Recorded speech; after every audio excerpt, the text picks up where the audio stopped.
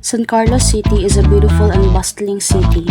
It is known for its vibrant culture, friendly residents, and rich history. The city is also a popular tourist destination with attractions such as San Carlos Borromeo Cathedral. San Carlos City is also famous for its delicious local cuisine, particularly its seafood dishes. San Carlos City is a charming and inviting destination for travelers looking to explore the beauty of Negros Occidental. The city of San Carlos is the second-class component city in the province of Negros Occidental in the Philippines. Let's now appreciate the beauty of the City Hall in San Carlos City. Unsay mo ang experience diri sa pagpuyo sa San Carlos, sir? Kuan siya, kanang lidong, dayon, baratong palaliton, dayon, kuan siya, kanang relax sa dyan nga environment ba? Dili siya kanang sa ako kayo ba? Dayon, kanang daghan kang green makita. Dayon, di dyan mo na yung tantong init pa. Daghan kang matuan sa pool. Kung puyan ka, di ba, ito sa People's Park, ato pag sa Center Mall, dayon, ganahan ka kanang magpaugnat sa kusog, dito ka sa football ka, mag-volleyball or mag-badminton dito sa City Sports Center. Kaya ka mapaan. Anong, paano siya? Parang slow paced. Ano siya? Chill siya. Naindot diri ang environment. Pinta Flores Festival is derived from the Spanish words pinta, which means paint, and flores, which means flowers.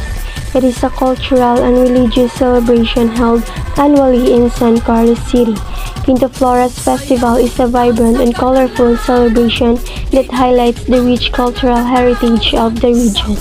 The festival features elaborate street dances, intricate floral costumes, and traditional music performances. It is a unique event that showcases the creativity and artistry of the people of San Carlos City.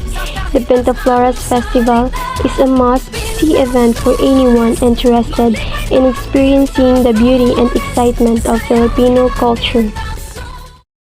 San Carlos Borromeo Cathedral Parish.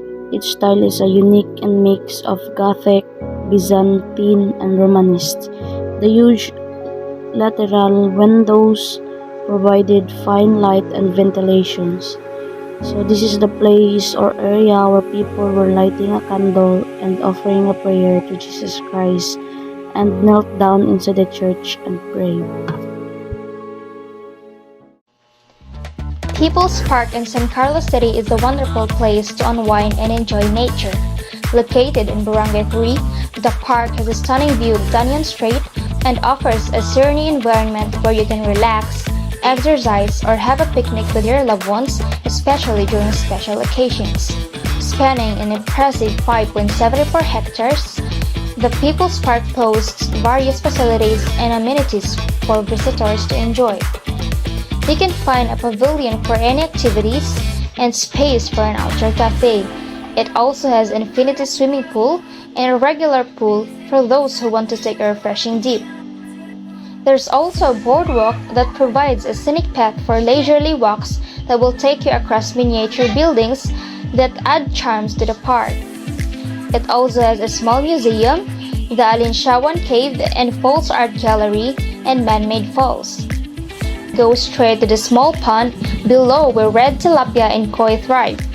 Many people, including students, visit the park daily to take a stroll, go for a walk, or simply relax amidst the serene surroundings, especially along the seawall.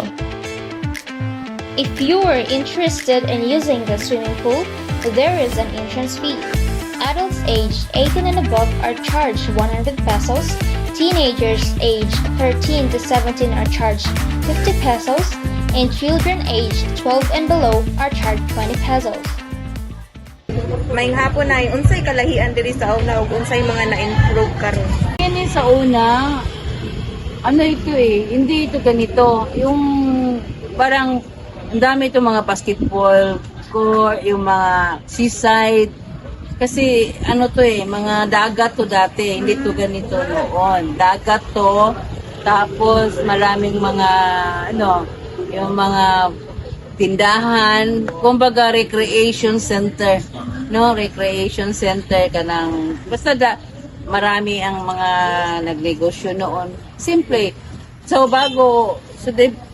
different government officials handled the city, na mga kuan. So may mga plano sila na ma-improve ang San Carlos. So one of the improvement is this what is this? People's Park. So para maganda tingnan para yung mga bata ganun. So ito yung parang project nila. So actually this very memorable building ba yung mga so murag inano nila nga we don't have park in San Carlos City unless just only Plaza. So maura ginang recreation sa mga activities, mga schools. So maura nang ilang way nga si murag lagang nindot nga talagawon ba.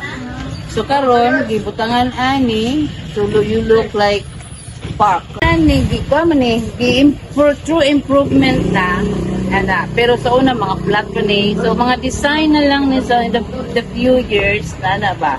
So mga different na mga unsay ilang mga suggestions pamutang what the so it makes sense na they look beautiful for the people in San Carlos and this are very proud, and then in fact there's different people, engineers and like that, architect going that to that.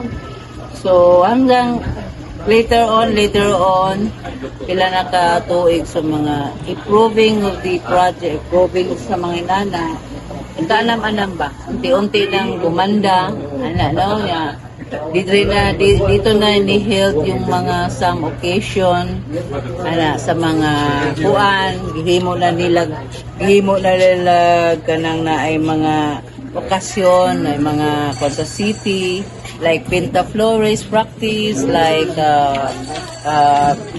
now panaad so that's definitely dako na og lugar so dako na sila mga venue. Then the improvement, one of the improvement of San Aran is the swimming pool. So we have putting swimming pool as the government swimming pool. But we're paying in a low price. It's like reasonable. So ana man na. So gibutangan og swimming pool to make the people enjoy much. So nanay then connected. Then another extension is a called Infinity. So this Infinity that's connected into the government, but this belongs to the government. The San Carlos City Jose Balmayor Public Market caters to people looking for different things to buy.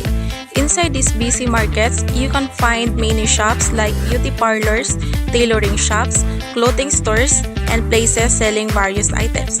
You will also find vendors selling fresh vegetables, seafood, and meat. In the market, colorful plastic bags have been replaced by leaves, old newspapers, and reusable net bags. Even in the wet section, where plastic bags are usually used, people found new ways to operate without them. May nga panay, kanang, pila nakakatoy nga naninda diri nay. Mga pila man. 14 pa kong edad niya, 54 na ko ron, 40 na ko katuig naninda sa merkado. Dayon, pila inyong income gani nay? Ang income na mo, igo-igo ra makakaon sa usa ka adlaw. Wala mi kabayad sa ticket, mo na makautang mis ticket, yaw dili mi makabayad, taglakan mi. Pila day ang ticket nay? Kuan, sa 5 kapin matag bulan. Bulan binulan day nay. Dili man sila mutugok og iladlaw. May kalas og resibo. Mar? Hapon na, pila nakakatuig diri sa merkado nay? 3 years na. Pila po'y income ninyo matag-adlaw? 500 or pataas. Igo ra sa Igo ra gyud. Igo ra ang inyong panay income sa paninginabuhi ninyo. Okay, usahay na ihalin nga madako-dako, usahay pud gamoy, ana ra gyud.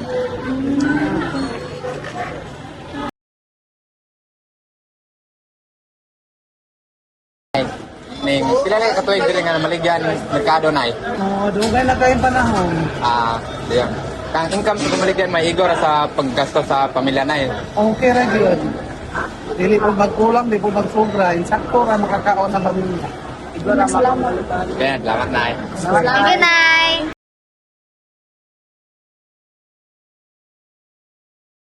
Pila na kakatuig diri? Dugay kay na kanya bukas pikas. Baka na siguro mga 5 years, 10 years na. So, imong income taga-adlaw? Ayo. Hindi naman, naging tama sa kalibo. Mas may bata ito.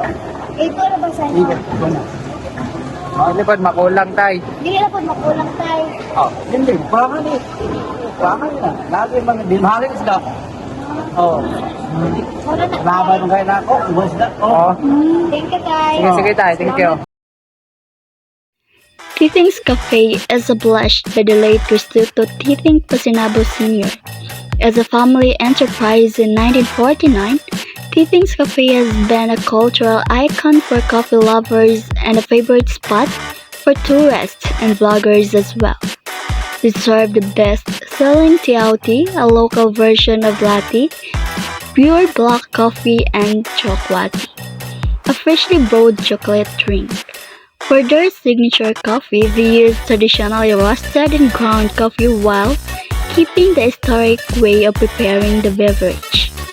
Server Manang Lilia Dowell, who has been preparing Tithing's hot coffee since the 1950s, has been a living witness to the growth of the business and customers sharing stories in the cafe. According to the City Tourism Office, the legacy of Tithing's Cafe being the longest operating coffee shop in the city continues as his descendants keep the family business alive by making coffee Tithing's style. Tricycles and pedicabs are part of transportation in San Carlos City. Driving a pedicab or tricycle is the source of their income to support their family expenses.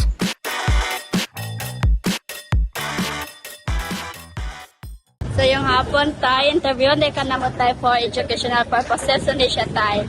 So first is pwede na mo mabalat kung ang sa imong pangalan, kinsa imong pangalan. Pila imong edad? 59. 59. Pila nakakatuig nga nagsige drive o tricycle tayo? Okay na. So, mga pila ka years? 20 years? So sa 20 katuig nga pag-tricycle nimo tay kanang okay ra bang muhang income sa bang kinahanglan nimo sa inyong balay or sa imong pamilya? Okay ra. Sapat na siya tay. Thank you tay. Tay, mayang hapon ka na mo interview dahil may partner ni sa mo ang eskwelahan. Dayon, ang mo interview pa tapos mo ang kanang nabuhian ba diri sa San Carlos kung pila nakakatuig ga drive o 15. 15. Ya, ang income nimo tayo sa kada adlaw pareha gyud. Hindi magkaparehas. Ay 100, ay 150. Then, paano Ito tayo? ko kung anak. Ito, kay eskwela sila tanan. Eskwela ka na. Na, paano tayo ka nang sapat ra imo ang income sa pagsikat or Tapos na kayo, may trabaho naman ang tulo. Nagpay nga income ba? kaya mara na tayo. Salamat kayo. Thank you, tay. Tay, mayong hapon. Kanang interview din minimo tayo na para sa kanay mo ang panginabuhian kay San Carlos. Ana ba? Yung kanay mo interview tayo para sa sa mga kanay eskwelahan. Ay mga interview lang ko nimo tayo nga pila nakaka-years na nag-drive po kanang sikat. 15. So 15 ka tuig nimo tayo sa parihara pa o kanang kita kada adlaw ang mga pag-drive. May kuan ka tayo, may mga anak ka nga buhay, anak. Pilas na ka po tayo. Siyam. Saan sila ka eskwela? Panabaho na, puro gratis. O, paano tayo ka ng saktora ang makita sa ilang panginahanglan sa Kung naara kong bautaan natin, salamat. Fishport, where the bounty of ocean meets the market. Let's explore the heart of the seafood. Fishport is a business center where all the freshly caught seafood go, taken into the sea and the ship to the local and sent it to the distant location. Using a fishing boat, it is the fisherman's livelihood. Fishermen depends on it to bring the fresh caught seafood every day that support both of their families and the market. And there you can also see the boats and ship uses for transportation. Boulevard in San Carlos City was likely built for urban development to provide a scenic waterfront area, or to enhance the city infrastructure and tourism, and to enjoy and relaxing views of the ocean. Many people might be choose to eat a dinner on a boulevard. San Carlos City could offer a beautiful view, a range of dining options. Maybe it's known for its local and delicious food. Dili nakakataig diri na kanang tabang-tabang. Tapos pila pud kumusta man ang kanang imong pag-service diri sa mga guests, sa mga customer ninyo. Okay lang man. Kini ra siya.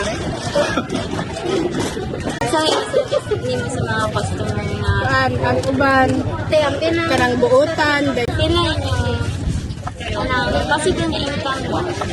depende sa kanang mga tao. Thank you. Thank you for joining us on this journey through the rich history of San Carlos. Let us carry with us the stories, the culture, and the spirit of its people. Let's cherish and preserve San Carlos' essence so its legacy can thrive for generations to come.